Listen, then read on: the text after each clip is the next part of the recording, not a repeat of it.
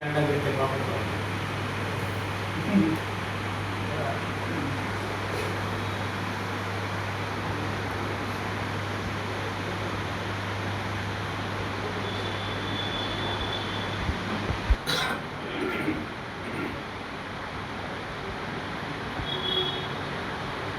చూసుకో ఇక్కడ ప్రసాద్ గారి వాయిస్ తీసుకో. కేంద్రంలో ఉన్నటువంటి ప్రభుత్వం దేశవ్యాప్తంగా వర్షాభావ పరిస్థితులు ఎదురవుతున్నాయి.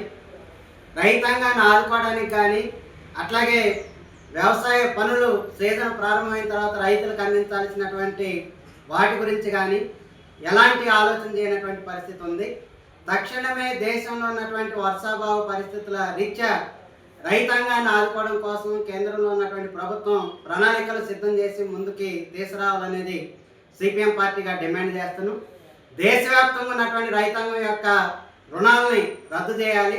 అట్లాగే రైతులకి అత్యంత సబ్సిడీతో కూడినటువంటి ఎరువుల్ని విత్తనాలను అందించడం కోసం ప్రయత్నం చేయాలి. అట్లాగే ఢిల్లీలో ఉన్నటువంటి ప్రభుత్వం తక్షణమే దేశవ్యాప్తంగా ఉన్నటువంటి రైతు సంఘాలు, వ్యవసాయ కార్మిక సంఘాలు, అట్లాగే ట్రేడ్ యూనియన్లతో చర్చలు జరిపి రైతాంగానికి కార్మిక వర్గానికి కావాల్సినటువంటి ప్రతిపాదనలు ఈ దేశంలో ముందు తీసుకురావాలనేది విజ్ఞప్తి చేస్తున్నాం. అట్లాగే దేశవ్యాప్తంగా మేము అధికారంలో రాగానే సంవత్సరానికి 2 కోట్ల ఉద్యోగాలు భర్తీ చేస్తామని చెప్పారు. కానీ దేశంలో పెద్ద ఎత్తున నిరుద్యోగుల సంఖ్య పెరిగిపోతున్నటువంటి పద్ధతి ఉంది. వీళ్ళకి కావాల్సినటువంటి ఉపాధిని చూపించేటటువంటి ప్రయత్నం ఢిల్లీలో ఉన్నటువంటి మోడీ ప్రభుత్వం చేయట్లేదు. తక్షణమే దేశవ్యాప్తంగా ఉన్నటువంటి ఖాళీలన్నింటినీ భర్తీ చేయడం కోసం నోటిఫికేషన్ ఇవ్వాలని కోరుతున్నాం. అట్లాగే గ్రామీణ ప్రాంతంలో పెద్ద ఎత్తున పని లేక వలసలు పోతున్నటువంటి వాళ్ళ సంఖ్య పెరుగుతుంది. వాళ్ళ పని చూపించడం కోసం గ్రామీణ ఉపాధి హామీ పనిని గ్రామీణ ప్రాంతంలో అడిగినటువంటి ప్రతి ఒక్కరికి పెట్టాలి. అట్లాగే పట్టణ ప్రాంతాల్లో కలిసినటువంటి అన్ని గ్రామాల్లో కూడా ఉపాధి పనిని ఇవ్వాలి. పట్టణ పేదలకు కూడా ఉపాధి పనిని విస్తరింపజేసే దానికోసం కేంద్రంలో ఉన్నటువంటి ప్రభుత్వం చట్టంలో మార్పులు తీసుకురావాలనేది డిమాండ్ చేస్తున్నాం.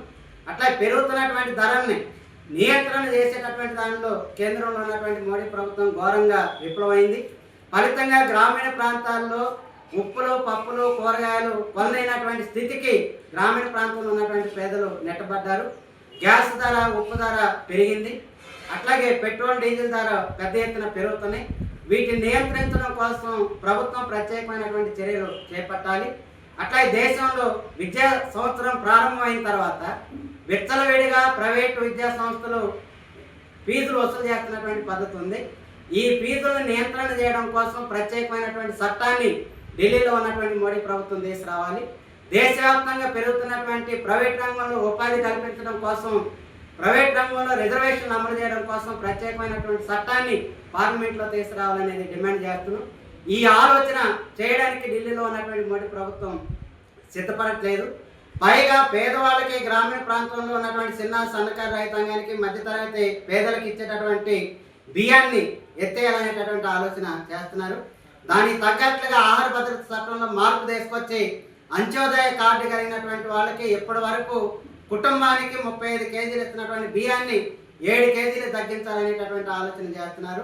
మనిషికి 7 కేజీలు బియ్యం ఇవ్వడం అంటే పేదలకు ఇచ్చేటటువంటి ఆహార భద్రతని పూర్తిగా అందించేటటువంటి బాధ్యత నుంచి ప్రభుత్వం తప్పుకోవడమే.